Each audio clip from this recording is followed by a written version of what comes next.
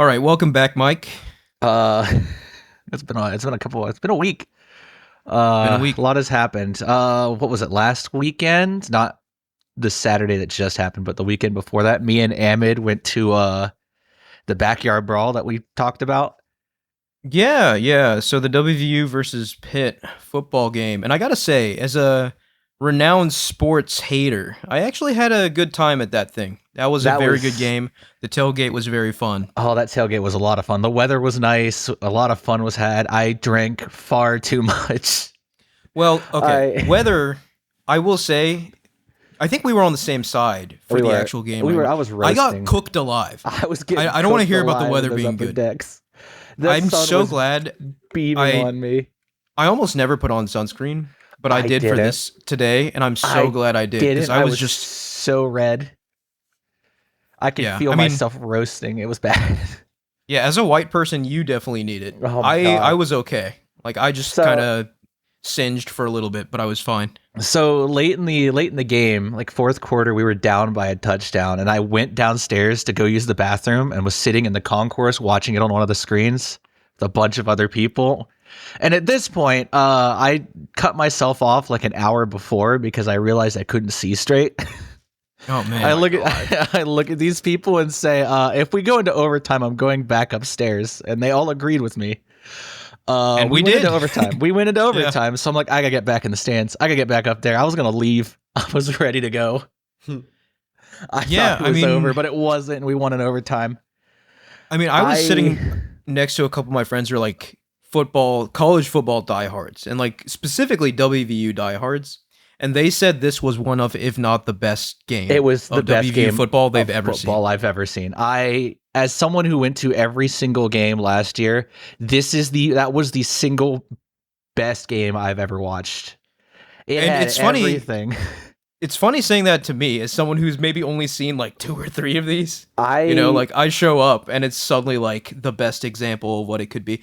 And I will say, like just from like a layman's perspective, from my perspective, it couldn't have been scripted better, right? It was almost Yeah, like a movie, right? it was Like so good. they scored in the last 10 seconds to tie it up, and then it went into overtime, and then WVU won. Oh my god, that stadium! I was watching videos from field level, and that stadium was so loud you could feel the cameras shaking. That was the loudest I have ever heard that stadium, and Yeah, and then like it was an obviously attendance everyone record too. sang country roads at the end and stuff. It was Oh, it was Sweet pretty Caroline went neat. hard. Oh my yeah, god, yeah. Sweet People were Caroline went screaming. hard. I actually in overtime, I had my voice for most of the game, and then in overtime, I felt my vocal cords just get demolished. If I would have recorded last week, yeah, I would have been so rough. It's funny, dude. I don't know. I guess I'm just different. I was just sitting there with like a normal expression I on was my on my face, while feet. literally everyone around me was. Well, I was on my standing. feet. I was standing. Oh my god! But like everyone around me was just like screaming at the top of their lungs. I and it was just like I was sobering up, but I had enough in me to keep pushing it. And then my brother, who had been a couple sections above me, comes down. And he's like, "That was the best thing I've ever witnessed." yeah. I mean, it was a historic game. It sucks because Uh, that Tuesday I had a date planned, and my voice was still kind of cooked. oh yeah. So, I mean, understandably so though. Anyone who goes to Morgantown, anyone who oh lives my in god, Morgantown can relate to that. that was insane. It was such good football, and then we lost last weekend. So now I'm just depressed again. But hey, at least we beat Pitt. I don't care about the rest of the Yeah, I season. think that was the game that mattered for people. Yeah, that Like, matters for people more who than really anything else. care about this thing. Like that was the one that really, really mattered. So Yeah, I mean, yeah, we it was don't cool. face them for another 5 years as the next Really? home game against Pitt. Yeah, Wow. the next Yeah, so- game is yeah. 2029 at Pittsburgh. Mm. So it's So we get to marinate in this win for 4 whole years. So a whole presidential term of marinating in this win.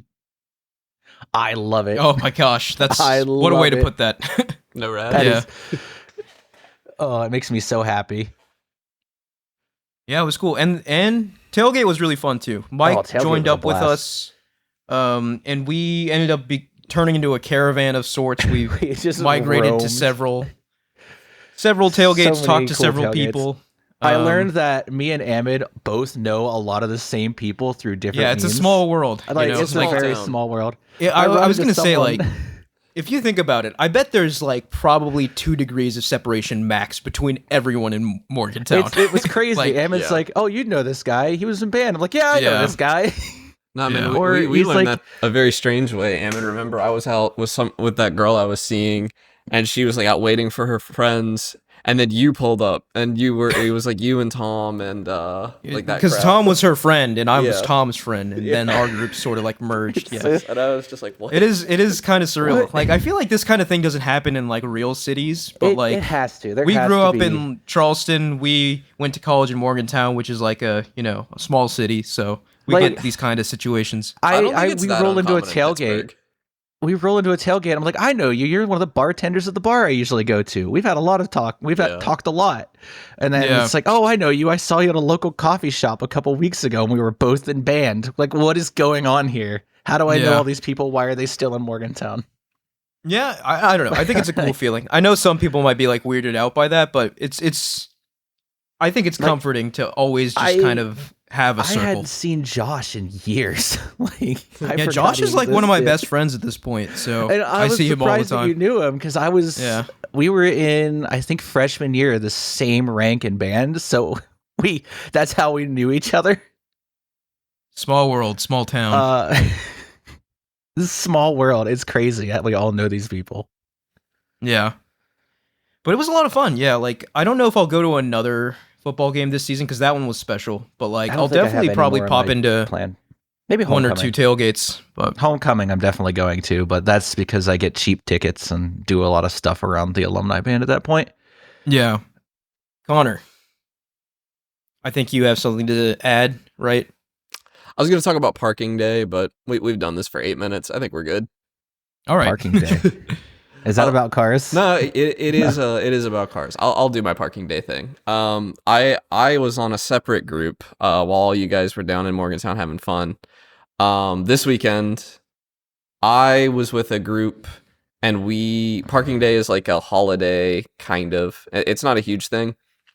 But Sounds like a really boring holiday. No, you go and you set up in a parking spot to do something other than parking to demonstrate how colossal a waste of space on-street parking is. Ah, okay. And so, people like to do like on-street dining or like little parklets or something. But what we did was we got a portable battery and we set up some tables and had a like little Smash Bros tournament. Oh, that's sick. It was pretty sick. Huge turnout. It was really So this was cool. just like in a parking lot? No, this was in on-street parking on Walnut Street in Pittsburgh. Ah, okay. Yeah. Did you like was it like obstructing cars It was or just in a parking was- spot. Okay, yeah. Like, like You were able to all fit in a parking spot? yeah. It turns out one parking spot is a ton of space. It is, if you actually measure, like, if you live in a 700 square foot apartment, that's only like 2 parking spots. Like, Dude, that's so depressing. it's a colossal, and that's the point of the holiday, is to show, like, you live in, like, most of West Virginia, whatever, it really doesn't matter. But, like, places like Pittsburgh, places like any city with more than, like, 50,000 people, it's a horrendous way to waste your space. It doesn't make any sense. Yeah. There's so many other uses for it, and that's the point of the holiday. But to bring it back to gaming, we had a massive turnout of like we didn't invite anybody to this. There was like only a handful of people that knew about it before it was happening, and the sweats just lined up. Oh yeah. I bet Yeah, there's some really good Smash, like professional grade Smash Smash somewhere and it's players over. in Pittsburgh. There were some there were some good Smash players. I was not. When we set it up, I was a little worried I was just gonna like beat everybody into the dirt the whole time, but I was like trading wins with people all evening. It was Yeah. pretty fun. Now, when we switched to Mario Kart, I put them in the dirt the entire time. We played a little bit Nice. of Mario Kart too, and I went. So got what did you guys have? Like, did you have a GameCube or Switch 2. Wii or Switch 2? Okay. yeah, Switch 2, Cool. a TV, and a little like portable battery thing. It was So just Smash pretty cool Ultimate setup. and Mario Kart World. 8 or World? Okay. World. Sweet. I figured having the newest stuff would attract people. Oh, it was your Switch. Yeah, Okay. it was my Switch. Yeah. Okay, so you were the host of sorts. That's I cool. was, yeah. No, and it was pretty cool because like we set the whole thing up. Like this was just kind of an aside, but none of us had cars. Like we brought the tables in with bikes, Like, That's crazy. Oh, that's crazy. Yeah. it wasn't even like we didn't even think about it. It's just none of us wanted to drive. So Yeah. we all rolled up with all the equipment by bike and everything. We didn't even talk about that beforehand, which was funny. I feel like, well, yeah, driving there would kind of go against the spirit of the holiday anyway. So. It would have, but like, yeah. And I guess that's probably why we did it, but we didn't discuss that ahead of time. Yeah. A guy had a bike trailer. He threw some tables in his bike trailer. It was just a switch. It fit in my bike. Like, all of it fit. It was cool. Very briefly, you got a glimpse of those idyllic European/East Asian cities Yeah. where cars aren't the focus of literally everything. And meanwhile, like, I need a car to do anything in my existence because I now have to do most of my relationship related tasks. I have to drive an hour. Ugh. Ugh. Oh, Well, the last time you tried that didn't work out too well. No, so hopefully she's truck's in doing better. Grafton. Ah, okay. She's south. Yeah, at least this one I've actually met in person. So we're getting somewhere. But yeah, but the thing is, I don't think there's any way I can do anything in Grafton because Grafton has nothing in it. Yeah. There's nothing in Grafton other than parks. Parks are nice. Well, there's stuff to do in Morgantown. There's a lot of stuff to do in Morgantown. So there's a lot of on-street parking in Morgantown too, which Yeah, degenerate amount. Yeah. Honestly- Actually, no. I'll take that back. I don't think it's that bad in Morgantown. Morgantown's not it's hurting good for in space that Morgantown bad. because on High Street it does control the traffic and make them drive slower. That's the good part about on-street Yeah, that parking. In is- theory. Yeah. is that There it are, like- forces people to go slow. Not to get political, no rad or anything. There are instances where on-street parking is a good thing. Like if you have a parking protected bike lane, or like on my street, we have on-street parking. And when the parking is full, people drive slowly. When the parking is empty, people go like 50, 60 miles an hour past my house. And it's That's Yeah. dangerous. That's the best design of High Street is that the road's really narrow. The on-street It's parking 3 is there, lanes so wide. it's still very narrow with its There's no lanes. such thing as a narrow 3-lane wide road. High Street's not 3 lanes. It's 2 lanes most Is most times with a turning lane every so often. Okay, yeah, that's Yeah, it's really still not narrow. and speed limit's super low too because it's Yeah, a but- one-way. I've never been in a position where I'm crossing High Street and a car has jammed by me at 40 because no one's Multi-lane going 40 one-way down High roads Street. are like the most dangerous possible road you can build, though. Yeah, So it's not great. luckily it's interior city, so Yeah, not a lot of people are going fast because you don't know when a car is going to come out of an alley. yeah. And plus, just the So- roads in Morgantown are so bad that Yeah. you'd probably Yeah. just destroy your car going Now, fast. I anyway. think the worst road design in Morgantown is up near the University Town Center, where it's like this 3-lane road that's a 25-mile-an-hour speed limit. It is bad. It is really It's bad. awful. Like driving it is awful because I don't want to be going 25 through there, but people are just pulling out into this road, so you have to go 25. But no one's going yeah. 25, and if I'm going the speed limit, people are angry at me, so I have to speed. And then There it is goes no winning on into- that road. I'm pro roundabout for what it's worth, but that roundabout up by University Town Center. Oh, it's terrible. There's is too many feeder horribly roads into designed. it. So Hey, horrible. it's so bad. I was just on it yesterday. They put stoplights in that road now Yeah, too. They had to because the roundabout had like, to. was never going to work.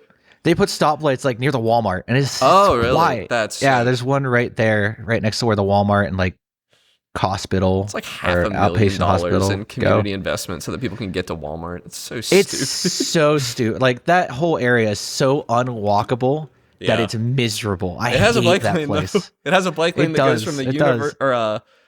it has a bike lane from the interstate to the mattress store, and then the bike lane ends. It is the worst design part of Morgantown by far, and It's diabolical. it's not even close. It's not even close. They're putting sidewalks up my road, but University Town Center which is a shopping destination, has nothing but a 25-mile-an-hour speed limit and a dream. I mean, it Well, would that's take more because than University Town Center is just like every other shopping square in Yeah. America. It's like that. It's been a strip copy mall. pasted like literally millions of times yeah, it's across just this a country. suburban so- shopping center that like Yeah, nobody loves, but everybody goes to because they need their groceries. Like, yeah. I mean, there's much more accessible groceries in Morgantown too. Like Yeah. most people don't go to Walmart. Like if I really wanted to, I could just go to like one of the 2 Krogers that I'm equally distant from. yeah. I frequently they're chose Kroger even though it was easily- more expensive, just because Yeah. I hated going to University Town Center so much. Yeah, University Town Center sucks. I avoid going there unless I have to get something that only Walmart sells. Yeah. So miserable design. Morgantown's somewhat good design, and then you get to like the suburban parts of Morgantown, and it's a nightmare. Yeah. Yeah, I mean, Like, I don't mind, that's like college towns all over America. It's the same. Oh, yeah. Or a very similar story. The closer you are to the university, you'll get like some urbanism that you would not think is possible in America when you're close to a university. Like And then- downtown is well designed. yeah, you get right outside. I mean, the PRT is actually like, for all that we've dunked on it, if it had been maintained, it would be an amazing piece of Yeah, infrastructure. downtown's yeah. amazingly designed, And people it's still so use it. walkable. Yeah.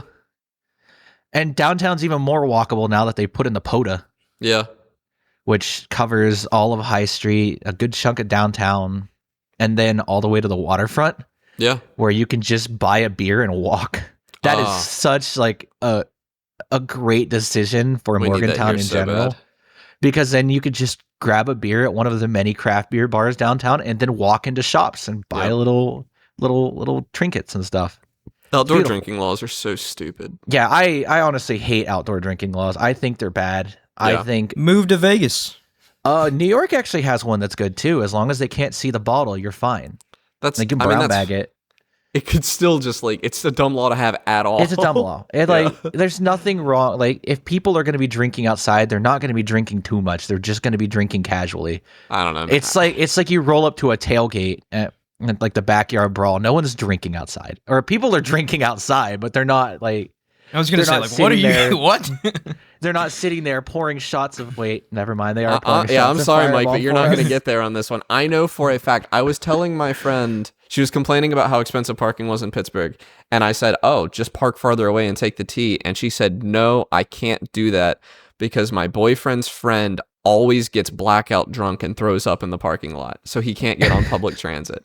And I was like, "You shouldn't enable that From behavior. Morgantown Like, way. you should Has he not." tried being an Morgantown way. actual human being? Yeah, like, maybe you Listen. shouldn't be throwing up in a parking Oh, lot. is it- Because there's a lot of Steelers home games. You shouldn't be doing that often. That's crazy. Listen, there's only one good thing about Morgantown's tailgates is that people will just hand you alcohol. I was at this tailgate, didn't even know half the people there. Ahmed was there, Yeah. and he just handed us shots of Fireball. Yeah. He had a keg. He had a keg Which of I Fireball. masterfully dodged. You dodged it, but they were trying. They got you. They were trying. You don't like Fireball? Fireball is absolutely foul. It is nasty, and I got offered a shot. I'm like, well, I can't turn this down because that's terrible manners. So I had to take it. I love Fireball. I don't think I have any here though. I don't think I've ever bought my No. own bottle of Fireball. I've only That's I've only even taken crazier. it or gotten it in bars. That's crazy. Anyway, we're getting on 20 minutes. Yeah, on we're this. getting long. Yeah, let's This is get a into the long cold episode. open.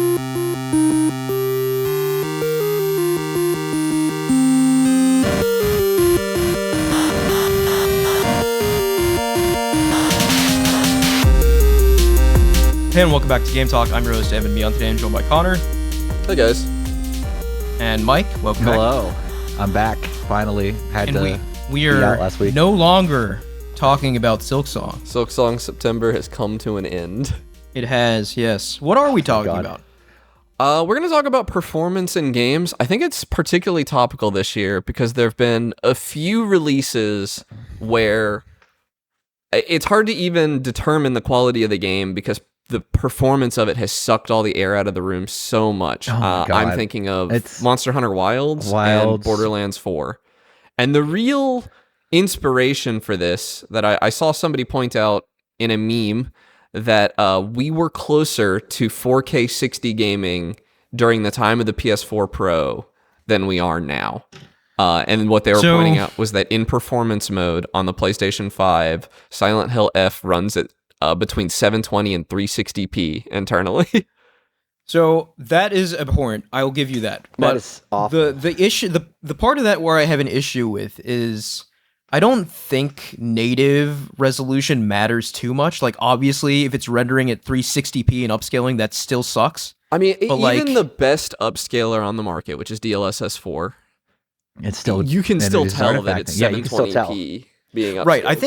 I think once you get into the realm of like 900p plus, maybe 1080p plus, I think then 1080p it's like, plus, it's fine-ish. this is Yeah. good. Yeah. Yeah. Why? But anything under that, yeah, In- yeah. in go ahead, what Mike. world can a PlayStation 5 have to render something at 360p when Yeah, that just doesn't seem 360p has been the the lowest end spec for well over a decade and a half. That's crazy to me that And is this is now being feel like upscaled to for like a 1800. quarter state of century. optimization. Yeah. Like More a like- quarter century. 360p was the bare minimum. Yeah, I mean, it wasn't even a hard to do.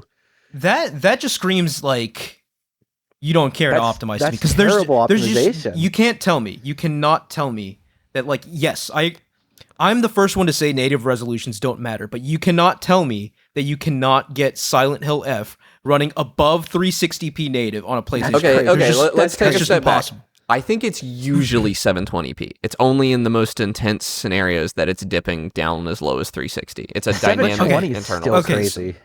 Still 720 I feel like should be unacceptable. 720 We were in this running day and age. games This is in that performance looked- mode, by the yeah. way. This is to get 60 frames per second. It has a fidelity mode or whatever. And I am just to cite my source on this because I'm not going to play this game. This is wccftech.com. They have an article Yeah. about this. This And apparently, Digital Foundry has my said that God. Silent Hill F is quite well optimized. this is the Main symptom Okay. of relying upon dynamic upscaling. It just means you don't have to like render down or optimize anything anymore because DLSS or RDNA will just do it. It doesn't matter. You just upscale it, it'll work fine. And that is a terrible thing when I can buy a 5090 off the market and barely play a game at 4K when like 5-10 years ago 4K gaming looked really accessible and now it still looks just as inaccessible as it did a decade ago. I was That's playing nuts. 4K games on my GTX 1070 in Yeah, like it's 2018. crazy. Like I That's was doing crazy. it. There are very, very few games that I can run now at native 4K. That's nuts. Like and they don't even look any better. None of them look any that- better. yeah, for the most I part, think they it's don't look because bad. Fundamentally, everyone feels compelled to shoehorn in ray tracing. I think it feels is. compelled Yeah. to use the latest technologies like Lumen when you don't have to use those things to make your game look good. You really I think don't. UE5 really encourages this. And It a lot does. of people are so unfamiliar of how to optimize Lumen, ray tracing, and anything like that they just throw it in there as like a tech bragging point, like, oh, we have native ray tracing. And then they never, because it's such a new technology, no one knows how to optimize it with it. Because there are UE5 games that come out that run perfectly fine. Expedition 33 was Unreal, right? Yeah, but it Yeah. ran at a pretty low resolution in performance mode as well. Yeah. And it also on PC had it had performance issues. It had performance issues. Unreal- It's a repeated issue. I don't like to point a finger at engines. I've gone over that a few times on the show. I've never liked that. I don't like that people blame the engine with Skyrim. I am a little bit getting turned over to the Unreal Engine 5 bad crowd. Yeah, There's too many data points. I wanna it say- seems clear that the default that you get out of Unreal 5 is bad. And Yeah. that it Stuttering takes a Herculean effort yeah. to get something usable. Because even Epic themselves, like every time Fortnite gets an update, it is a stuttery mess on PC for the first round. They have That's- not been able to do a competent pre-compilation of their shaders. And they make the game and they make the engine. They Yeah. should be the ones that if a UE5 update comes through, they should be the first ones to know everything about it. Yeah. Because it is made in-house. The documentation's all there. Fortnite is, for all intents and purposes, a showcase of Unreal. Like, otherwise, there's no reason to put ray tracing in Fortnite. Like, it is absolutely their showcase game for Unreal Engine. Yeah. And And it's it's still just showing not... the almost- same issues. It almost seems like the case of like the creators of the tool obviously know the tool best, and everyone else kind of has to just.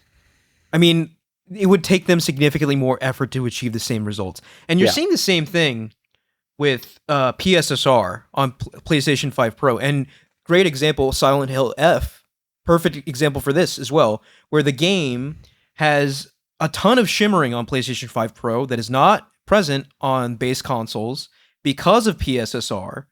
And you don't see these PSSR issues in first-party PlayStation games that Right. implement PSSR. I- You only occasionally see these issues when third parties adopt the technology and don't really care to or want to spend the effort in optimizing their game. for it. I want to say like the only game that I have played recently that felt perfectly optimized was Battlefield 6's beta. I was gonna say I mean That- Silksong, but like, Battlefield that- Silksong's like on a barely major worth mentioning. AAA, a major AAA Right. release. It's because Battlefield 6 has strictly rendered that they don't want to do ray tracing. They don't Yeah. want to do any of these crazy performance things because in the end, Which it's I a think is shooter. great.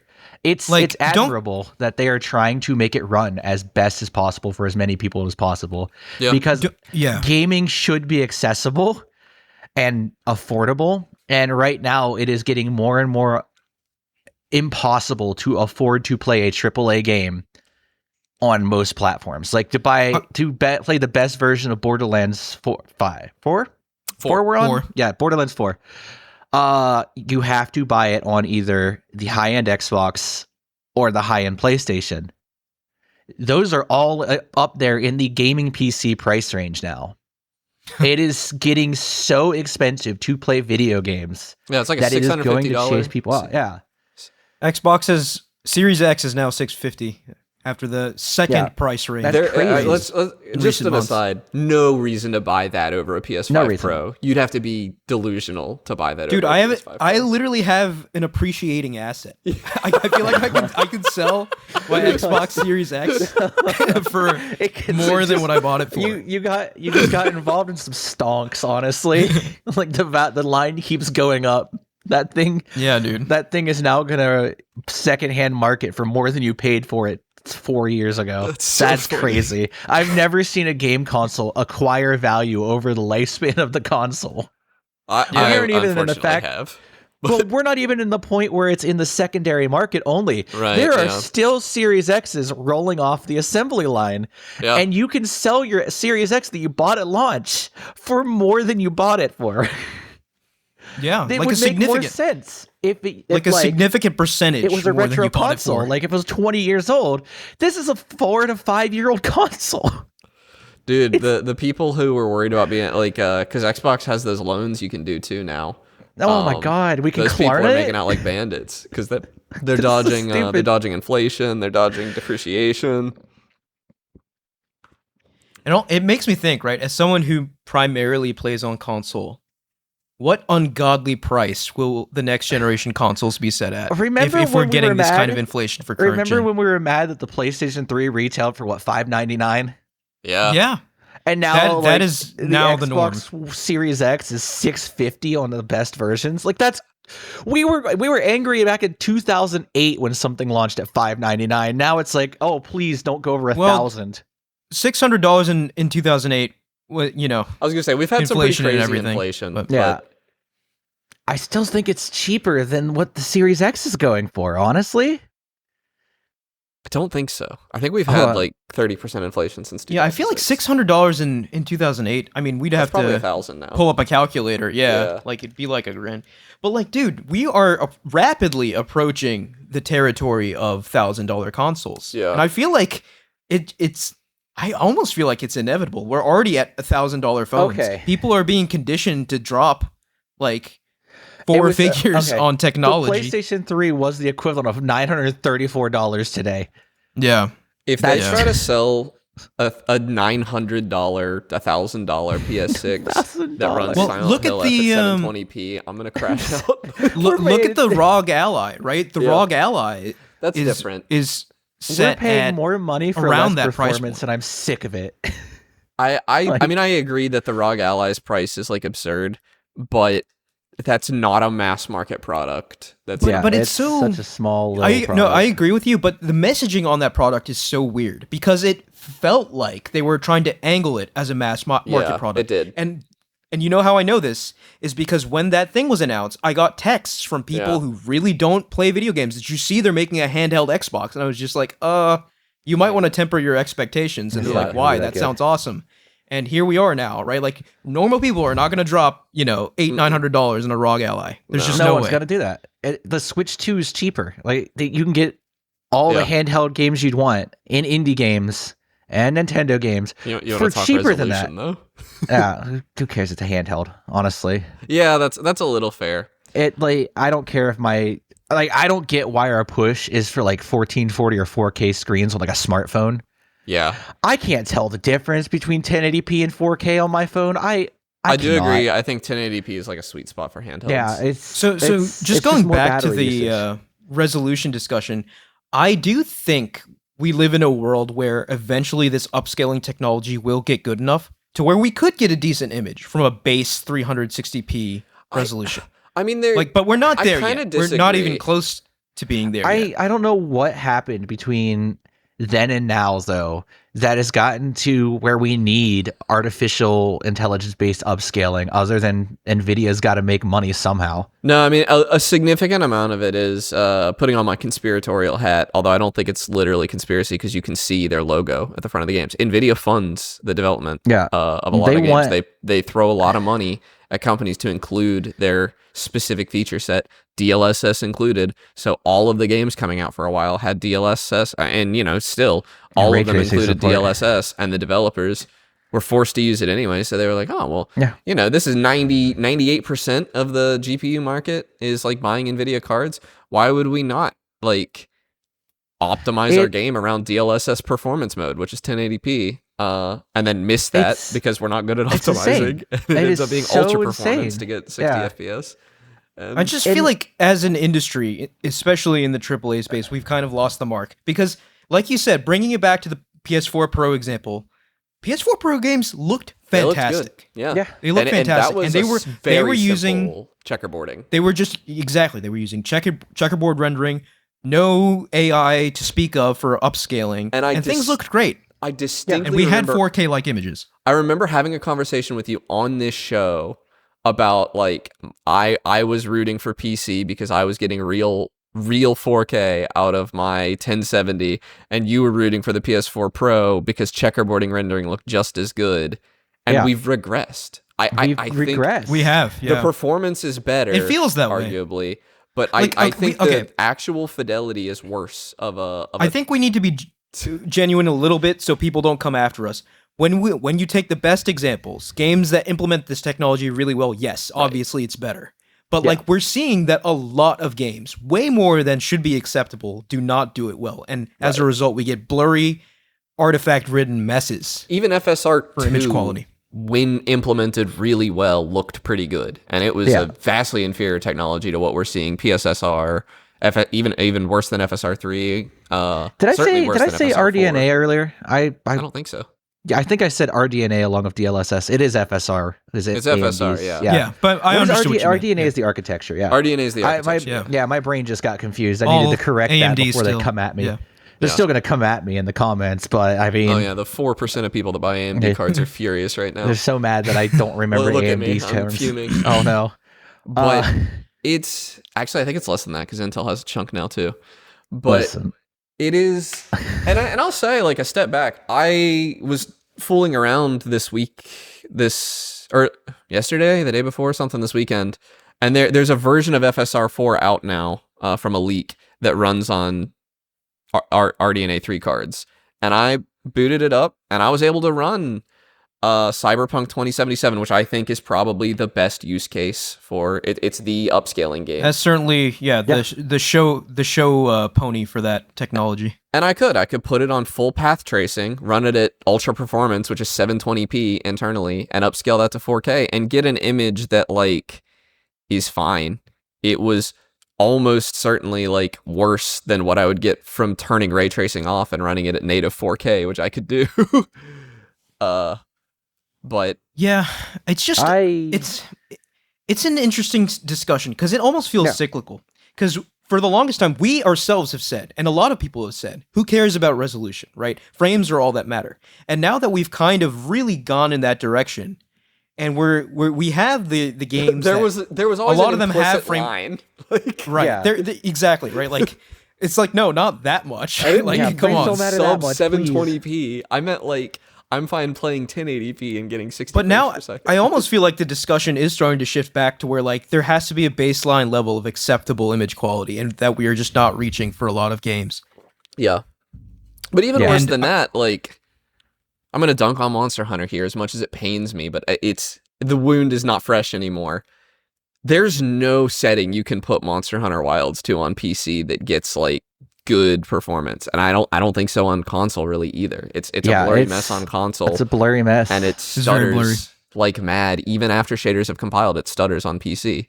Every time you turn your camera, it is like stuttery, and they're saying they're gonna fix it, but if they could fix it, they should have fixed it before they released it. They shouldn't wait until they have a DLC coming to put out a finished product. It's just because like we as consumers have shown time and time again that they can get away with this, right? People still buy their games, people still pre-order their games, and the message isn't being sent. The only way to send a message is with the wallet, right? With your wallet. At the same time, you have Borderlands 4 still going to sell well. It's a Borderlands game. I'm going to end up buying it because my brother bought it. We're going to play through it. That's just the way it is. We played through every single Borderlands co-op so far. Why to stop here? But Randy Pitchford going on Twitter and just absolutely saying, if you don't like it, just refund it. Refund it. Use DLSS. He's coining the term. It shouldn't run. He's coining the term premium hardware. 4K stubborn is what he's calling players that want to run it at 4K. This is the same argument that Bethesda made with Starfield, right? Where it's made for premium machines. Like you're having trouble with a 5090. Yeah, I cannot stress enough. Neither of these games. You're running it on a 5090. I just still stuttering. They look like PS4 games. I mean, like, speaking on Borderlands 4 for a minute, I just fine. don't get it, right? Like, because Borderlands has that shaded art style, right? That they've been championing since the PS3 360 days. And granted, it's a cool art style, but I do not understand why it is this taxing on modern machines. Well, it used to be very performant. Borderlands 3 and Borderlands 2 both ran amazing on my machine. Here's my thing. If you are designing a game, a AAA developer, right, it would make sense to look at the Steam hardware survey because every PC user uses Steam. Every single one of them. So you can look and you can see, hey, this is the most common graphics card and system configuration, and say, this should be our baseline. And they don't. They just say, oh, everyone's going to own a 5090. I have a comment on that. There is an interview from many months ago from one of the Monster Hunter directors, which is that they started Monster Hunter Wilds before the PS5 was out.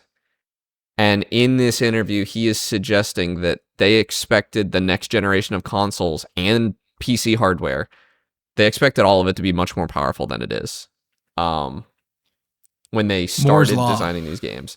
Yeah, Moore's Law. They expected an actual improvement. And when you look at it, feature set-wise, like the SSD cannot be ignored.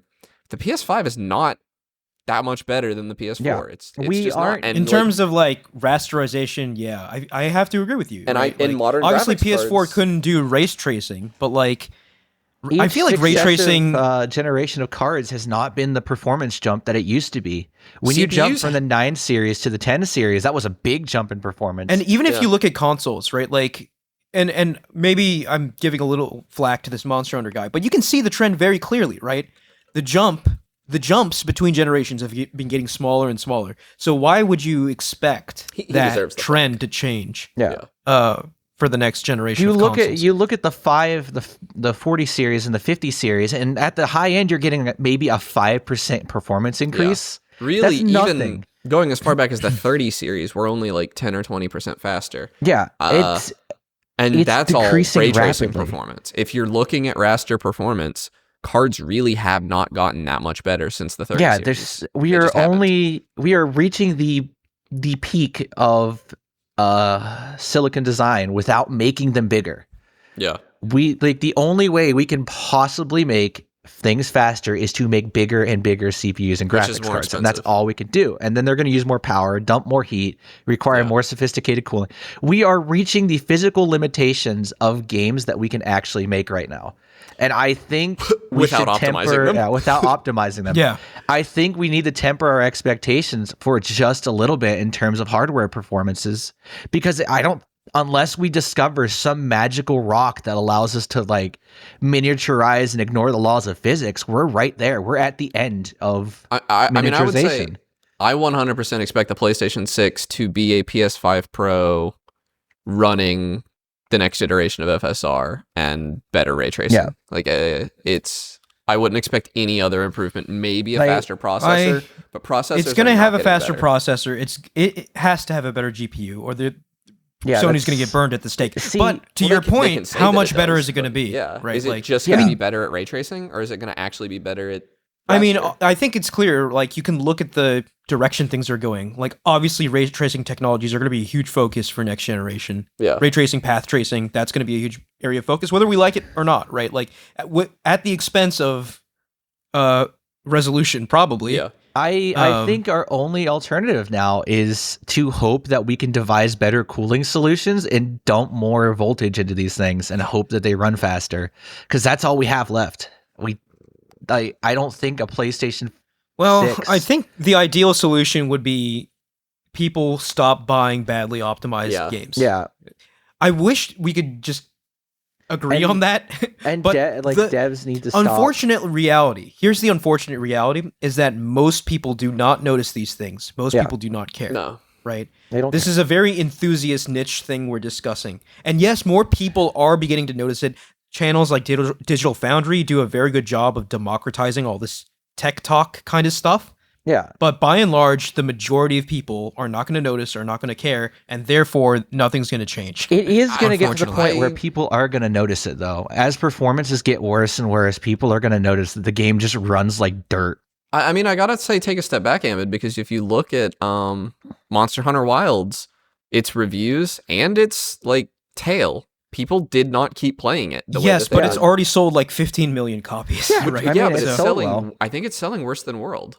Yeah, it's still it's It did sell 15 million rapidly copies, decreased. but like, the shareholders at Capcom were furious. Yeah, About, this- Yeah, Like, they they noticed. did say it like underperformed to their expectations, which Yeah, they I guess noticed. everything's relative, right? Like Yeah. 15 million in a vacuum is very, very good, but for that series, maybe it underperformed a bit. yeah, it So- underperformed its previous two games.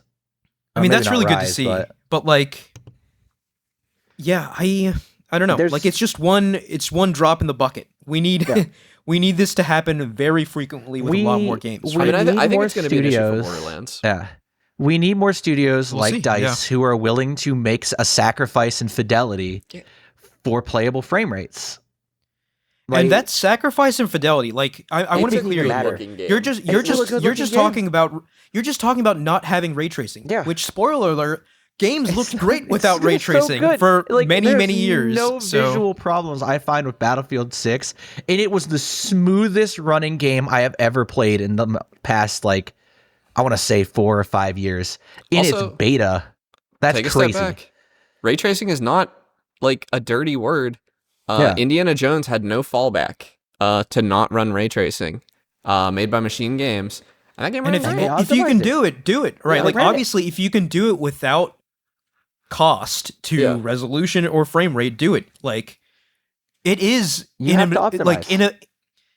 if we're being objective about it, like everything else being perfect, it is a net value add. Yeah. Your games are going to look prettier with ray trace global illumination, with path tracing. Obviously, that's true.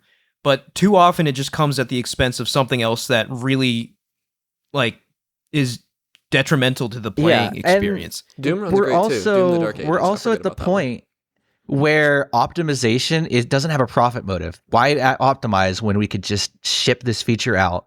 Because Yeah, very optimization true. takes hours to months of dev time to run through everything and get it running perfectly. Which when that translates dev to time, millions of yeah, dollars that's millions of eventually. dollars of dev time, And this and this it is where I doesn't come make back. financial sense. This is where I come back to Unreal Engine. They're the ones that should have the profit motive to optimize. Yeah. People are relying on them to have an engine that is easy to optimize in, that is well tuned. Epic Games needs to step up and actually like make optimization easier, because it would benefit them, it benefit their engine, and it would Yeah. benefit Fortnite, which is it prints money. Yeah. I mean, all those things are true, but until we stop buying the games day one, like, I very guilty of this, right? In the past, right? I'm always one to pre-order games, buy games day one. I was very interested in MGS Delta. I was very interested in Silent Hill F. I'm not going to buy either of those two games until I hear that those issues have been fixed. Yeah. So that's me, like, kind of putting my money where my mouth is for once, There are a and few franchises abstaining from playing games I want to play. That I Yeah. give a pass to. Like, I was going to play Monster Hunter no matter what. That's just, Yeah. that's the way it is. Like, I mean, we're all human, you know? Like, we love Yeah. what we love, so. But yeah, Yeah. like Borderlands is an absolute non-starter to me. And Yeah, Yeah, Borderlands as well. I was actually making plans to play Borderlands co-op with a friend of mine. I'm just like, I'm not gonna touch that game Yeah, now. I probably I'm would gonna have buy too. it My buddy anyway, Tyler is but- playing it. Also, by the way, apparently it's a great game. Like, Yeah, that- Yeah, apparently it's it's the a best noticeable Borderlands. improvement, like as a game Okay. from Borderlands 3. So Listen, you could light a dumpster on fire and it'd be a better story than Borderlands 3, and even the writers acknowledge this. yeah. yeah, It'd probably be more but entertaining. still, I mean, like, I would buy Borderlands 4 if the performance issues were not there. I would. Yeah, I probably you would know, too. So I Yeah. am still gonna buy it, but again, it's because I have a personal connection. no, to that's. the I mean, franchise that's at totally this fine, point. right? Like everyone has their own. Yeah, no, like I threshold said, for this I sort of bought thing. Monster Hunter, and I would have bought Monster Hunter even if everybody was hating on it twice as much as they did. Like, it Yeah. was just Yeah. what I was gonna do. I do think there's like a limit. I'm curious to see what happens. Monster Hunter's performance update is supposed to come in a few months. They're kind of hyping it up, which I think is dangerous because Yeah, don't do that. I do a little bit like I wonder like how much was left on the table. Like what optimization for me typically has been I've never worked on a AAA game, obviously, but optimization I've done in my games is typically like looking at it's a simple act of looking at the frame timing, seeing what is taking the longest, and going in and doing a more efficient algorithm or implementing multi-threading or something, usually taking these big swings that get me huge wins all at once. And I It think doesn't that take a year is- to do that. So if they're Yeah. doing something that's taking a year, that means they're having to make a lot of small changes. Yeah, And I and just frame wonder how timing much- is more important than frame rate. Like, sure, you're rendering at 120 frames per second, but if your timing's super inconsistent, it's going to stutter. Right. Like, regardless, and a lot of these overwhelming games with their stutter is because of shader compilation causing frame timing issues. Right. If I'm, Which is Yeah. a DirectX Yeah. 12 problem. It's not solvable. it's not solvable, and It- at that point, it's exacerbated by the engines, and Right. just a whole lot of problems here. We have advanced further than the software has allowed us to, and the hardware is also not increasing as fast as we are designing the software for. Well, Well, it's it's- kind of a Pandora's box that got opened. Yeah. DirectX 12, one of the major improvements, developers were asking for more control over rendering, and DirectX 12 gave that to them. And it turns out they, by and large, I'm sure some of the developers asking for it have done wonderful things. We're not talking about that.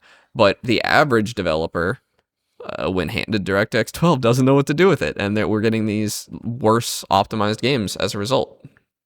And we're probably, Yeah. I feel like DirectX 13 is around the corner somewhere. I think that is less likely than you might think because Microsoft does have an alleged solution to shader compilation stutter that they're releasing with DirectX 12, and it is just essentially it's the way the Steam Deck solves it. They're packaging the shaders on a per GPU basis, and they're going to include them with game downloads. Ooh. Yeah, and also we're at this point, DirectX 12 is 10 years old. Yeah. They don't come out very often. Yeah, that's crazy. Yeah. I mean, DirectX 9 was around for DirectX. It used to be a cadence of every 2 to 3 years we get a DirectX. Yeah. So this That it's doesn't happen weird anymore. that we have gotten like our DirectX 12.2 was 2021. So I'd Windows personally 11 rather support. see everybody switch to Vulkan because it runs on Linux Yeah. and it's just as powerful. But people don't like that. That's a hot take. Yeah. I mean, it's Yeah. like asking to switch your phone, right? Asking you to switch your OS is like a very kind of Well, Vulkan people runs on don't really do Windows. that. Yeah, Oh, okay. Vulkan runs Vulkan fine runs on everywhere. Windows. Yeah, it's the open source alternative to DirectX, and DirectX It's the successor is- to OpenGL. Yeah, which has Vulkan, to be clear, has many of the same problems DirectX 12 does with giving the developer a lot of options. Yeah, and I don't know. Like, all I know from a consumer perspective is that games are looking and running worse than they were last generation. A lot of them, right? Not all of them. Obviously, the good games look a lot better, but like the baseline needs to be higher for what is acceptable. And it's just, it sucks. Like I don't know if this is going to get better because, like we said, there's no profit incentive for it yet. There's no monetary incentive for it. And I think a lot of these companies are just hoping that improvements in DLSS and FSR and PSSR will bail them out Have you seen in terms of like optimization. Have you seen the rumors about the next iteration of FSR? FSR Redstone is what it's called. No, not Like after Redstone. 4? Yeah, after 4. It is going to include ray reconstruction, essentially, their own version of that. And it's going to have a better upscaler than FSR 4. And it's all going to run on the shader cores of your GPU. It is not going to run on AI cores. It is going to be an AI model that compiles down to shader code. So that cool. it can run on older NVIDIA cards and perhaps older NVIDIA cards are what they've mentioned.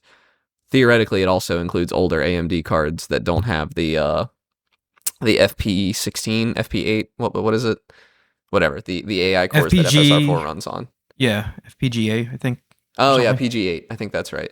So that's fascinating. We've seen AMD say they could do it before, and we got FSR2 out of it.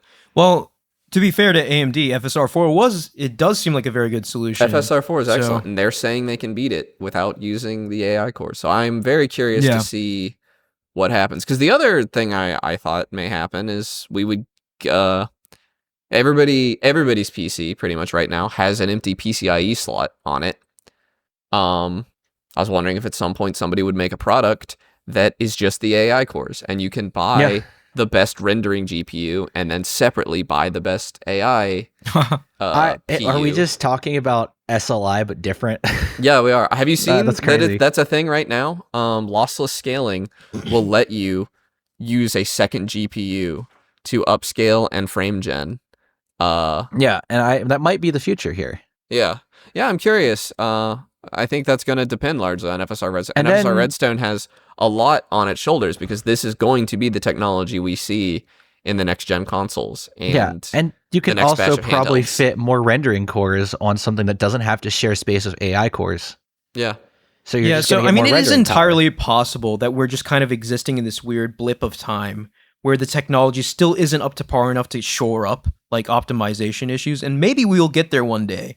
And this will be a thing of the past. It is going to be complicated running the two cards, though. Like, from a programming standpoint. I was just going to say, like, a world where, like, FSR, DLSS, PSSR becomes so good that, you know, we don't really see image quality issues anymore. I mean, I will say that in games with ray tracing, but we'll see. There is no world where a 360p image can upscale to 4K and look good. There's no. Yeah, that's one of those like magic, I'll see it when I believe it type things. At that point, why is there even an original image? There's so little detail in that original image. Right. The AI is quite literally just making up everything in that image. Everything.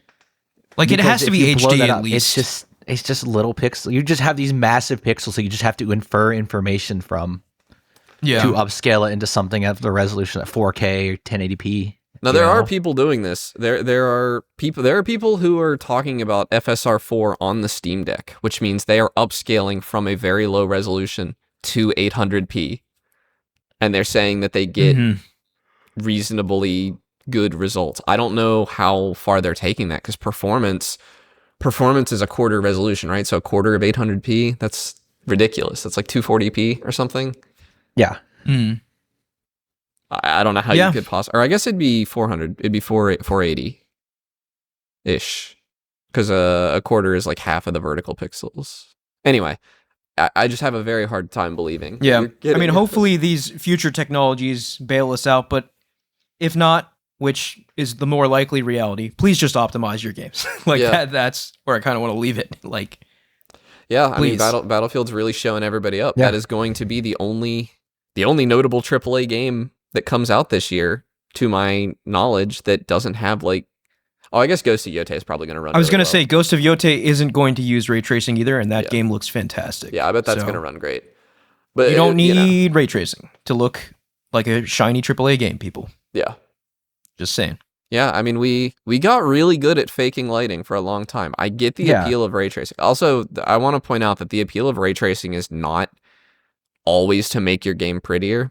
Part of it, they described this a bit in the documentary on development of Doom Dark Ages, it is that when you are developing and you don't have to bake lighting, you can iterate much faster in making your level. If what you see in the editor is exactly what the player is going to see when they play the game, there are definitely development advantages to that.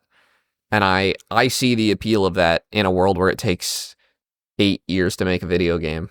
I see every ounce of speed you can pick up, but I don't like that they're offloading that cost onto the consumer. Yeah, and then they aren't using that extra iteration time to optimize. They're just using it to add more content. Right. I think we're in an era where devs want to just add more and more content because players demand it, versus spending the time to polish and update and optimize what content's there. Like, I think the AAA industry as a whole just likes feature creep so much that they keep doing it, and they haven't reached the point where people are like, that's insane. Why is that in the game? Like, when Rockstar did Red Dead Redemption 2, fantastic game, very immersive, but why did they need to spend dev time on horse balls? It's better than anything else they put in the game. So, yeah. Okay. Why did they need to spend dev time on that? That is the biggest question. It's immersive. It's cool that they did it.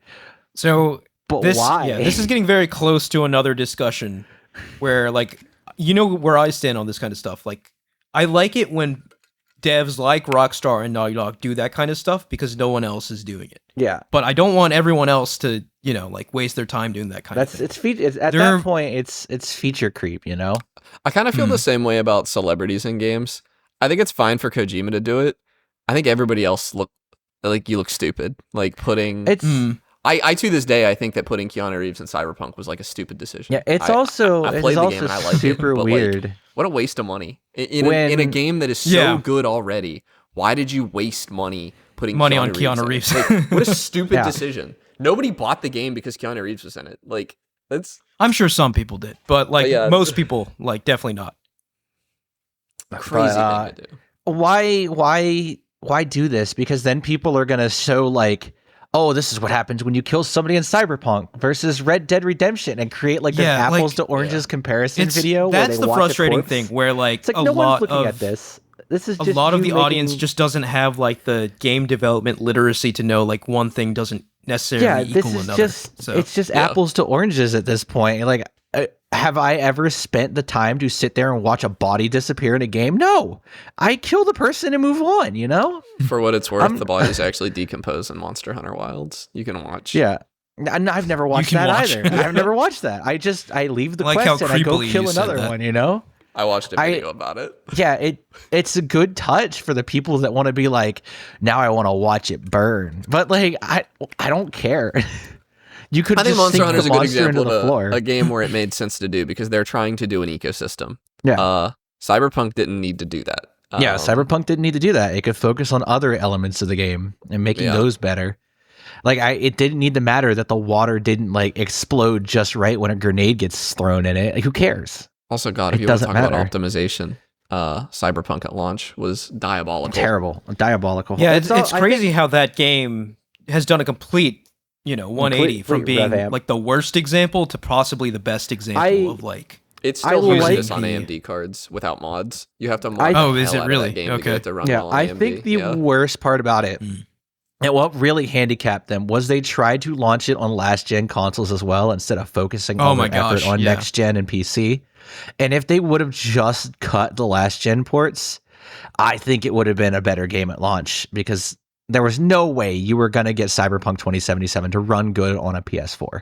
No way. I'm curious to see what Witcher 4 is like, because they've changed their dev process too now, where everyone's kind of in these little cells instead of all different departments. Yeah, but it's also Unreal 5. Yeah. I was going to say, right, with Witcher 3, CD Projekt was one of those companies where like you buy their next game sight unseen. They completely lost that with Cyberpunk. Yeah. Right? Yes. So I'm going to have to see. Like, obviously Cyberpunk's a fantastic game now, but at launch, Witcher 4, I'm going to have to wait and see. Yeah. Right? Like, how does it run? Is it actually good? That kind of stuff. So anyways, I think this was a really, really good discussion, actually. So I do too. I think we really got at the heart of our modern performance woes.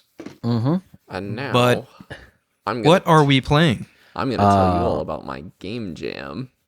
Yes, please do. Actually, I meant to play it. I just For what it's haven't worth, done it yet. I do know with high certainty that none of you clicked the link in Discord. I plan on playing it. Yeah. Because I do have analytics on that. But Yeah. I finished the game the other day. I dropped the link in Discord. It's called Eat Roll Repeat, and I'm really happy with it. I think it looks good. That's great to hear because like when we talked about it last episode, you were kind of wishy-washy. I was You weren't not sure how it would happy turn with out. where it was at. So that was, for what it's worth, that was Tuesday. The game did not need turned in until Sunday at 4. We ended up turning it in at like 12:30 because we just like, I didn't even have any ideas of what was left to polish really. Like there's a little bit of jank to it, but it's one of those things where I think it's better for the jank that's in it. It's like a quick little 3D platformer. You eat apples, you get bigger. You can press a button to like kind of hover, and that like it plays like a balloon deflating sound effect, and you hover a little bit and you shrink. And we just made some puzzles around that. It's a quick game. You could probably beat it in 5 minutes, maybe 10. It's hard to say because I know where all the collectibles are, and you don't, so it's hard to say. But the reviews are very positive for it so far. I even had a guy left a review saying it was the ideal Game Jam game, which is like really That's kind of great. praise. Yeah. Yeah, couldn't be happier. The music came out amazing. My buddy Avery, aka Lumpy Nihar on Spotify, threw 2 songs together for us, and I think they're both great. I actually did end up including both. I wasn't sure, but we couldn't figure out what to do when you find the last collectible. We wanted to like strongly indicate the game was over, so I ended Game over screen or something. Or yeah, winning I had screen? time to put together a credits roll, and I play his second song during the credits roll. I just really like it. It all came out really, really well. Yeah, I mean that's awesome. You said it was a 3D platformer? 3D platformer. Yep, all handmade assets. I did the textures. Me and Ed did the 3D models, and Ryan a little bit. Ryan did some like CSG work directly in Godot. Ryan did a lot of work on the player controller. I did as well. Yeah, it all just came together really well. Avery did the music. I grabbed some open domain sound effects, which are all credited. Yeah. Yeah, it just really came together for That's us. awesome. Yeah. Yeah, I'll definitely throw a link to it in the description of this episode. So if you're interested, you could check out Connor's game here. One of the parts I'm most proud of is, and I've actually gotten some comments praising me on it, which is good because it sucks to do the level of effort I put into this and not get any validation out of it, I guess. But I put together a particle system. One of the themes for the jam was autumnal. So I put together a particle system that is like leaves falling in front of the camera. And I think it came out so good. And Can you remind everyone what the theme for the jam was? The theme was expansion. I think you mentioned last week. Expansion, yeah. Yeah, so the theme was expansion, and the modifiers were autumnal, single location, and limited color palette. I, in the game, claim that we did all of those. I do think the limited color palette is a little dubious. I was originally going to write a shader that like actually hard clamps the colors, because when you're working in 3D, the lighting doesn't always work out that way. But I did not end up doing that. And so in a literal sense, it's not a limited, but like I was using a very limited palette doing the textures. So I gave myself credit for that. I don't know. I don't think we get any points for the modifiers. So I claim that we did it. And it's whatever. Yeah, I'm gonna check it out here tonight when I'm editing Thanks. this episode. So that's awesome. Have you actually played anything else, or just been working on your game? I played a little more Fortnite, and they got me. They put a good update. You're back in. All right, We're so back. They put Megazord in the game. Whichever God. team from Power Rangers. Oh, okay, yeah. The yeah, giant so robot. Megazord, Whatever yeah. team gets the Megazord first gets to pilot it and fight a giant robot. And then That's pretty sick. you can also like kill players with it, and it's pretty sick. All the rest, like all the other things I complained about last week, are still in the game, so like it's still overall pretty bad. But they did get me. The Megazord's really hype. It plays the music and everything from Mighty Morphin Power Rangers, and like what's her name? What's the villain's name? Rita Repulsa? Rita Repulsa. She says, "Make my monster grow," and like it gets real big, and it's like, damn. They got me. I don't even like Power Rangers. The only thing I knew about the Megazord was seeing Hank Hill, the chicken from Family Guy, Peter Griffin, and Cleveland Brown form into a Megazord. And I'm like, okay, what is this game anymore? What is happening? If I was like 16 years old in 2012 and I saw these characters all form into a Megazord, I probably would have died. What's pretty hyped? I thought I'd be in a fever dream. It's a strange decision, too, because all of the other players team up against the Megazord, not against the giant monster. So when you were in the Megazord, it is literally you against everything. The world. This is so stupid. I hate Fortnite. I don't know crazy, what man. I mean, I also don't really care for Fortnite, but I have to respect the agility. Like, we've said it before on the show, but like, how do they pump these updates out that just introduce new mechanics like that? Like the sheer gumption of Fortnite to just be like, you know what, Hank Hill can be the head of a Megazord. You know, I don't know if playing as the Megazord is fun. I have not successfully piloted it yet. I've only shot at it. I feel like it's got to be pretty fun. It's got to be pretty fun. Even the novelty of it. Yeah. Even if it controls bad. Titanfall win. Oh, God. All right, Mike, have you been playing anything? So I felt the urge. I felt the urge to play a classic BioWare game. Oh. And so I downloaded and started the process and initial playthrough of Dragon Age Origins again. Oh, dude, love that game. Absolutely, it's one of my favorites. Masterpiece of a game. I think Steam says I have 66 hours in it, so I think I have about maybe an hour in this new playthrough. Yeah. Absolutely sets up its world beautifully. Is probably one of the best of the two. Not, I wouldn't say best. I like Mass Effect more because I like sci-fi more. But it was BioWare at its peak. Yes, between the Mass 100% Effect agree with that. franchise and Dragon Age Origins.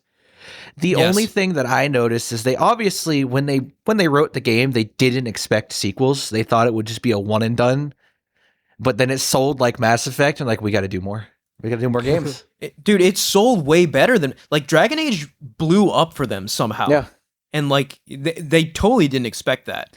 Yeah. And then every sequel has been kind of middling. But has been not even close to Origins. Origins But Dragon Age Origins is, like, one of the all-time... I think Dragon Age Origins is one of the all-time great RPGs. Even the realization that all 6 of the Origin paths all happen roughly at the same time...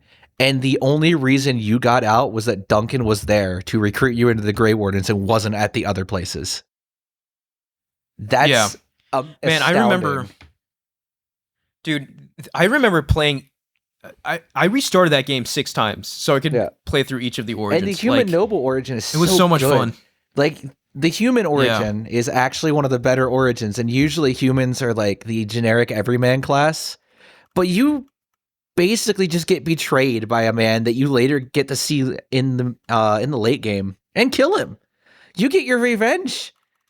Earl Rendenhouse right there. You can kill him later. You get your revenge for killing your parents. Spoilers. I do like how the 20-year-old game one at of this point. One of the origins you pick, right? Like whatever origin you pick, some story elements tie into stuff that happens later in the game, which is a really kind of unique thing. When you deal with Rendon Howe as like a human noble or a city elf, you have a personal grudge against the man because he has directly ruined your life. Yeah. It's so nice to have that character-driven bit on top of you're a Grey Warden, your mission is to kill the archdemon, you know? And then you'll die. It's crazy. I like how they set up this world. They set up this... They pitch it as, oh, it's a fantasy world, and then you quickly realize, oh, it's a dark fantasy world. The world is it's not absolutely good. a dark fantasy world. The world is terrible. It's very dark. It's very violent. The characters are all fantastic. Yeah, like Morrigan, Alistair, Liliana, great characters. It's BioWare's best elements of creating this world that draws you, that sucks you in, draws you in there, and keeps you there and keeps you invested. And they did it twice. They did it with Mass Effect. They did it with Dragon Age. And they haven't quite been able to capture that draw you in since then. They haven't. Yeah, BioWare's not the same company they once were. But I will say, this game, especially after playing Baldur's Gate 3 it's clear to me that Dragon Age Origins was a massive inspiration for Baldur's Gate 3. It is a D&D game through and through without D&D attached to it. So it doesn't have any of like the turn-based mechanics that attached to straight up porting 5e, but you can tell it was clearly inspired by Dungeons and Dragons, and a lot of like the world design borrows from it. But and it's frustrating to me that they really kind of I hate that they threw away the combat system from the first game in the sequel. Just need a refining. I really like the strategic nature of it, where like you point and click, you can like set up your whole turn, like give everyone commands and hit go, right? Like and see how it all unfolds. And then like in the future games, they really kind of wanted a more action oriented approach. They just turned it into an action RPG, and it was just like, and this kind of sucks, right? Like you had something really special. Toning down the more darker elements of the story and pushing it towards high fantasy instead of the dark, like gritty fantasy. Veilguard is like pretty much all high fantasy, from what I can see. I didn't really play much of it. It's because one of the biggest attractions of that world is it's this world where every single person in that world is real. It's gritty. You have dwarves, you have elves, but they're all in terrible situations, and you as a player are trying to make the world a better place. Like there's that element of hope. There's that element of certain destruction. You walk into, is it Lotharin? I think is the name of the place. You walk into Lotharin, the first town you visit right out of the prologue with Ostagar and everything. And you explore this, you meet all these characters in it, you leave, you do one main mission, and you see on the map that Lotharin doesn't exist anymore. It has been taken by the Blight. It's gone. You can't go back there. Everyone in that town is dead. You will never see them again. Yeah. That really hits on that first playthrough. As like you don't expect that. You expect this little village to stay there and you can come back. You cannot come back. As second you advance the plot, the village is gone. And in like by the Horde. Really great BioWare fashion, like the choices you make while playing this game can drastically alter the end, right? Like by the end of the game, you could be king of the entire of Ferelden, right? You could be king of the entire realm, or queen, right? You could make your friend Alistair the king, or none of that, right? So it is an RPG where your choices feel very consequential, and I appreciate that because not a lot of RPGs. And then you go to Awakening, which is its DLC, where you learn that there are darkspawn that have broken past the calling of the archdemons and everything, and they're sentient and they can think. Dude, the DLC for that game was really, really good. I forgot about that. Yeah, there was a lot of DLC for it as well. And you have these little horror movements, like you learn what makes a darkspawn broodmother, and you get absolutely sick to your stomach. Like that is terrifying. And then you have to face one, and it's terrifying. They really ramp up these, like, the darkspawn are these evil creatures that only serve to corrupt, like, everything. And they really ramp it to the extreme. Yeah. It's just a shame they could never really capture that magic couldn't do it again. But Dragon Age Origins is a very, very special game. Really wanted to make it more action-based and wanted a sequel and rushed 2 out. Yeah. Or I don't know. The side quests of Origins are good too. And it's just it's a good game. Everything. It's a fantastic RPG. Side quests, main quests, like every bit of that game I adore. Yeah, it's absolutely beautiful. Fantastic. I'm BioWare at their peak, like you said. I got to get through this game playthrough again because I just felt the urge to play it. Yeah. Yeah. If I revisit, because like I have it on PS3, right? And that's the last time I played it on which is on PS3. And I remember platinuming it on PS3. That's how much I played that game. But if I ever revisit it, I'm probably going to get it on PC. Because it really is. It is a PC game, first and foremost. Yeah. So a little weird eccentricity with Dragon Age Origins. On console, they actually reduced enemy spawns and decreased the difficulty by 1. Okay. For every single difficulty. So if you're playing on the highest difficulty, the PC equivalent is the second highest difficulty. Right, because console players aren't as good at video games. No, there's limited. Like you're limited by mechanics on console, so you can't do as much. So they had to make the game easier. And I was just gonna say, just the way Origin plays, way more intuitive. I think with a mouse and keyboard. Way better on PC. Because similar with Baldur's Gate 3, right? Like that's on everything. Baldur's Gate did a great job of it did. I played it on controller, but I would much rather play it on mouse and keyboard, which Yeah. is not something you'd catch me saying too often, right? Yeah. But I I would bounced back and recommend forth on Baldur's Gate between the two. Mm. With Dragon Age, there are a couple mod packs that take a little setup to put in, but they do add a bunch of fixes. Like there's some bugs that are inbuilt in the game still. There's a whole side quest that is bugged that you can't get, even though you're supposed to get it without using console commands or a mod. Oh, really? I didn't Like know it's that. in the game. It's not cut content. It is just a game breaking bug that when you release Joe on from Redcliffe, he's supposed to have a quest associated with him. However, in the vanilla game, that quest flag doesn't trigger and it doesn't work. That's So you either have to trigger the quest flag through a console command or mod it so it properly trips the flag. I never knew that. Yeah, there's supposed to be a quest where it gives you something afterwards. It wasn't cut content. It's in the game. It just wasn't flagged properly. And that's not the first time BioWare has had like a flag that failed to trip properly. I mean, they had it with Mass Effect 1 as well. Where what was it? The Connor quest or whatever. Where you have the fan. Oh, it doesn't yes. set I its know what you're flags talking properly that you did the Paragon or neutral ways to deal with them. So it automatically assumes in 2 that you put a gun to his head. Yeah. Because the flag doesn't trip properly. So it's not the first time BioWare has had an issue with a flag that's never been fixed.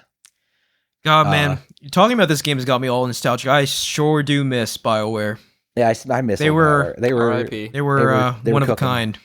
Yeah. I hope they can capture the magic with the next Mass Effect game, but I doubt it. I feel like there's a less than 1% chance. I doubt that they can capture the magic of Mass Effect 1 through 3 and Dragon Age Origins.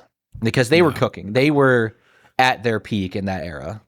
Yeah. Everyone's got an era, you know. I feel like theirs is just past now. Yeah. But, oh boy, what a game. Love Dragon Age Origins. All right. Are we moving on? Yep, Yeah. I think you're up, bud. I don't have anything. So Nothing. just sort of No basking in the glory of Silksong. And I did so before Silksong, right? I was reading that book series Dungeon Crawler Carl. Mhm. And I took a break for Silksong because I couldn't put Silksong down. But now I'm back and I've now caught up to the next book, which literally comes out today. So I'm looking forward to receiving that Very via exciting. Amazon. Yeah. Are you getting a physical copy? Oh yeah. I'm not a big ebook or audiobook fan. I'm more of a I like holding it type thing. But I will say, in terms of video games, you actually reminded me of this, Connor. Hades 2 coming out imminently. I'm Friday, gonna I think, yeah. play that, and I'm going to have crazy. a great time with that game. Or is that We Thursday? might have a 3-way fight for Game of the Year, but I don't think Hades 2 has had as much hype behind We're it. not gonna have a fight No, for Game of the Year, guys. Yeah, It's I don't- gonna be really obscure. Honestly, I think It's people going to have be a been- great game, right? Yeah. Like It's going to be a but- fantastic yeah. game. I think because Yeah. it released in early access, what That was it, hurts almost it. a year ago, yeah. people have already played a lot of it, so there's not a lot of Well, people They who did are the really, same with Hades, right? Yeah. I'm pretty sure they did the same with Hades. They And I'm did. like, I'm good. Wait till the game's out, and now Yeah. it's finally coming out, and I'm excited. I don't I'll be think it's picking going to it hit up. like Silksong. I don't think it's going to hit like Expedition 33. It's still going to be a fantastic game, but I think there's a certain part of the internet that gets caught up in like the culture of What's a the game. best? Yeah, or it gets caught up in like the culture rush of an indie game coming out that's had a really good predecessor with Silksong and Hades. And they forget that there's a lot of people that have never heard of these games. Yeah. Yeah. But Like it's so you know, easy like to get I don't caught know, in a like bubble. we don't really have to compare it to anything else. Yeah. I'm gonna play it. I'm gonna enjoy it. I'm sure we're gonna talk about it next week, Connor, if you're playing it as well. Yeah, I so. suspect I'm gonna like Hades 2 more than Hades 1 because I have like more reasonable expectations going in. Like I know it's gonna be like not very good as a roguelike, but pretty good as a game. And that like Yeah. like really good dialogue, really Yeah. good characters, Like, and all that kind of stuff. going in not expecting like a Spelunky or a what other roguelikes do I like? or a Noita. Like, No, it's Yeah.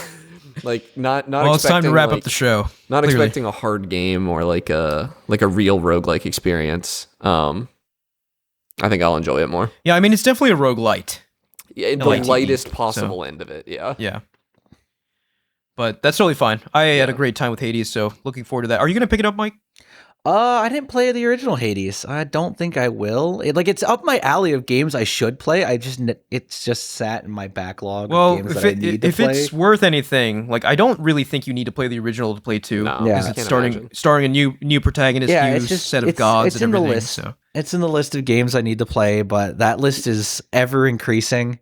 You also Yeah. probably And already at know the this lore. It's point- Greek mythology. At this Right, yeah. point, like trying to get into my backlog is like pulling teeth because my life is a busy time. Yeah. Mhm. But I've never been able to fully dive into my backlog. I still need to play Fury.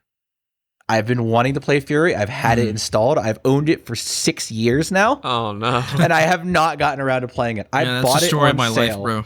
I'm the and same I've way. not I've played had it. Yeah. Crash 4. I've had installed Like, forever. there's so many games I still need to play. Like, let's see. When did I download Fury? It's still installed. No, I still have it installed. I installed it in 2021. Woof. Yeah. It has do be been like that. installed, and it has not been touched since 2021. It is now 4 years later, and I still haven't played it. And I've been wanting to play it since it launched in 2016. Yeah. Well, one of these days, One of these days, I'll get around to playing. the fancy will strike you, and we'll hear about it. And Yeah. I actually want to play it as well. I hear it's a very good Yeah, good I've game. heard excellent things. Yeah. I played Katana Um, Zero at the same time in 2021. I just never got the Fury, and I've been waiting since for the Katana Zero DLC for 4 years as well. Katana Zero is damn good, but I hate that ending. It just feels like Oh, they're getting a DLC for it at some point, but it's the same Yeah. Vaporware as Silk Song. it just feels so Vaporware. incomplete at the Look end. at how that vaporware turned out, though. Yeah, Yeah, it's they keep saying it's coming and it's still going to be free, but you get an announcement of the DLC or footage every like 2 to 3 years, so I Yeah. don't know if it's coming. Hmm. Just I have a lot. I Well- have a lot I want to play. As do we all. But I think that'll do it for us this week. If you're interested in Hades 2, I think we'll probably have a pretty good discussion on it next week. But for now, thank you all for listening. You can follow us at Podcast Game Talk on Instagram, YouTube, TikTok, and Blue Sky. You can click the link in the description of this podcast to join our Discord and talk to us there. And please like, rate, and review us on Spotify, Apple Podcasts, or any other podcast services you use. Thanks, Connor and Mike. Yeah, see you guys next week. Yeah, see you next week. See you next week. Bye.